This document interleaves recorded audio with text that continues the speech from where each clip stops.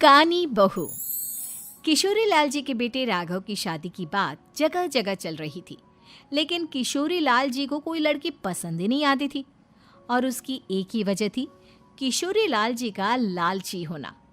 उनको लड़की वालों से मोटा दहेज चाहिए था और इसी चक्कर में एक दिन वो एक बहुत पैसे वाले के घर अपने बेटे का रिश्ता लेकर पहुंचे। उस आदमी का नाम था ओम प्रकाश। देखिए किशोरी लाल जी, मेरी एक ही बेटी है और मेरी सारी संपत्ति जायदाद सब कुछ मेरी बेटी नैना का ही है। पापा, नाम से लगता है बहुत खूबसूरत होगी। कितना अच्छा नाम है ना, नैना। ओ, वैसे बात तो सही है आपकी। अब इतना पैसा है, जमीन जायदाद है, इकलौती बेटी, आप भी क्या करेंगे? सब कुछ उसे ही देंगे ना। बिल्कुल ठीक पहचाना आपने। बस बेटी की शादी और सारी जायदाद उसके नाम। पापा, बिना देखे हाँ कर दीजिए ना। इतना अच्छा रिश्ता फिर कहाँ मिलेगा? माला माल हो जाएंगे हम।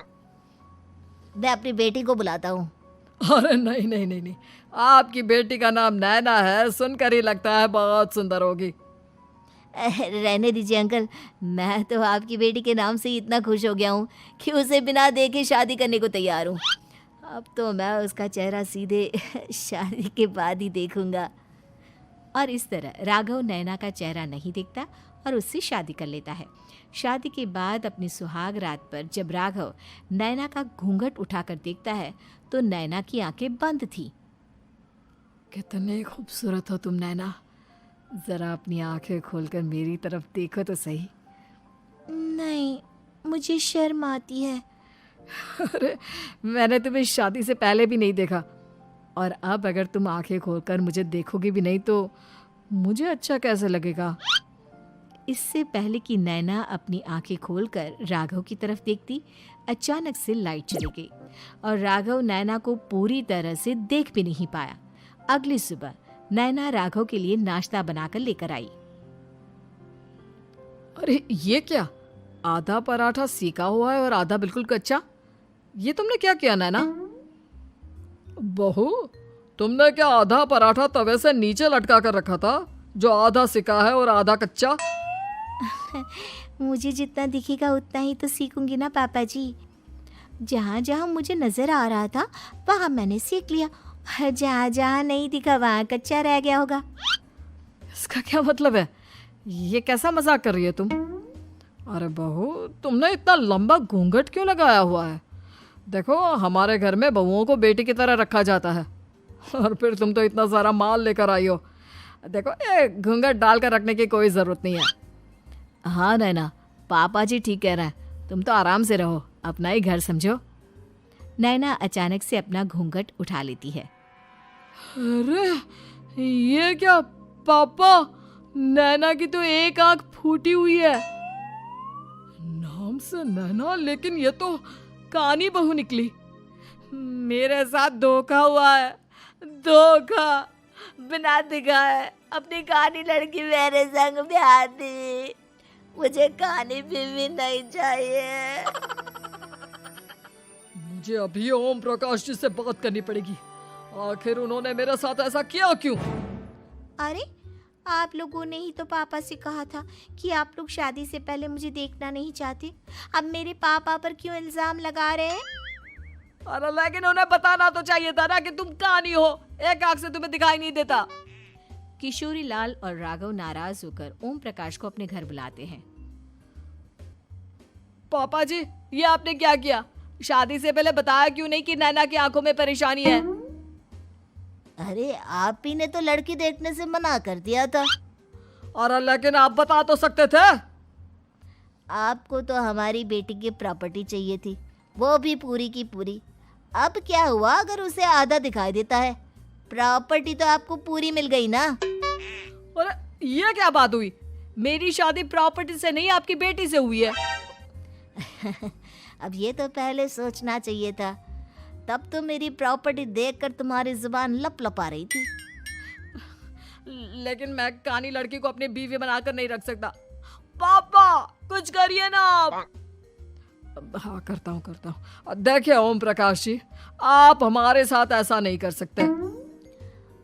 और तुम देखो, अगर तुमने मेरी बेटी से शादी तोड़ी ना, तो जो भी प्रॉपर्टी मैंने तुम्हें दी है वो तो पूरी की पूरी वापस ले ही लूँगा, और आधी प्रॉपर्टी तुम्हारी भी लूँगा। अरे मेरी आधी प्रॉपर्टी भला क्यों लेंगे आप? इसलिए क्योंकि मेरी बेटी को आधा नज़र आता है और उसकी नज़र अभी तक तुम्हारी आधी जायदाद पर ही पड़ी है। अब तुम उसे घर से निकालोगे तो कुछ तो लेकर जाएगी ना। और अगर हम आपकी बेटी को अपने घर की बहू बना कर रखे तो? तो तुम्हारी पूरी प्रॉपर्टी तुम्हारी ही रहेगी, और जो मैंने तुम्हें दिया है ना, उसमें से बस मैं आधा लेकर जाऊंगा। अरे लेकिन अब आप अपनी दी हुई प्रॉपर्टी में से आधी वापस क्यों लेकर जाएंगे? अगर मैं आपकी बेटी को अपनी पत्नी बनाकर रखने को तैयार हूं तो? इसलिए ताकि भविष्य में अगर तुम मेरी बेटी को धोखा दो तो उसके पास कुछ तो रहे जो पति का हो। वैसे मेरे पास तो बहुत कुछ है, लेकिन अपने पति की कोई निशानी तो उसके पास होनी चाहिए ना। अब अगर तुमने मेरी बेटी को कानी कहा तो तुम्हें प्रॉपर्टी भी कानी ही मिलेगी, पूरी नहीं। जमाए राजा। किशोरी लाल और राघव समझ चुके थे कि वो बुरी तरह फंस चुके हैं और अब उनके पास वहां से निकलने का कोई चारा नहीं है। अब समझ में आया ना, लालच बुरी बला होती है। एक तो तुम्हें प्रॉपर्टी मिली, ऊपर से बीवी मिली, उसमें तुम्हें नखरे भी दिखाने हैं। आए बड़े, चुपचाप बैठो दोनों। कुछ दिनों के बाद नैना राघव की कार लेकर बाजार घूमने निकलती है और जब कार लेकर वापस आती है, ये क्या? एक तरफ से मेरी गाड़ी पूरी खराब हो चुकी है। लगता है तुमने मेरी गाड़ी को किसी दूसरी गाड़ी के साथ एक्सीडेंट किया है। अरे अरे कितना बड़ा नुकसान कर दिया तुमने बहू। वो क्या है ना पापा जी, मुझे एक आंख से दिखाई नहीं दे रहा था, सामने से गाड़ी आ रही थी। मुझे तो सिर्फ आधा ही दिखाई दिया और वो गाड़ी मेरी कार से रगड़ते हुए निकल गई। अब मैं क्या करूं बताओ? आप इसे ठीक कराने के पैसे कौन देगा? तुम्हारे पापा। तुमने मुझसे इस तरह से बात की? अभी रुको। नैना राघव की शिकायत ओम प्रकाश को कर देती है। देखो राघव, अब जो मेरी आधी प्रॉपर्टी तुम्हारे पास थी ना, उसमें से आधी और मैं लेकर जाऊंगा, क्योंकि तुमने मेरी बेटी को डांटा। अरे नहीं नहीं पापा जी, गलती हो गई, माफ कर दो। गलती की तो कोई गुंजाइश ही नहीं। अगली बार मेरी बेटी को डांटा तो बची हुई आधी में से आधी और ले जाऊंगा। लालच के चक्कर में हम दोनों ने बहुत बड़ी गलती कर दी बेटा।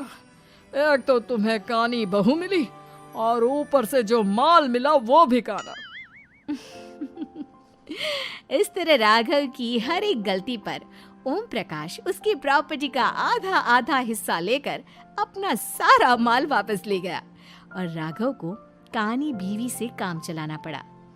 भाई लालच वाकई में बुरी बला है।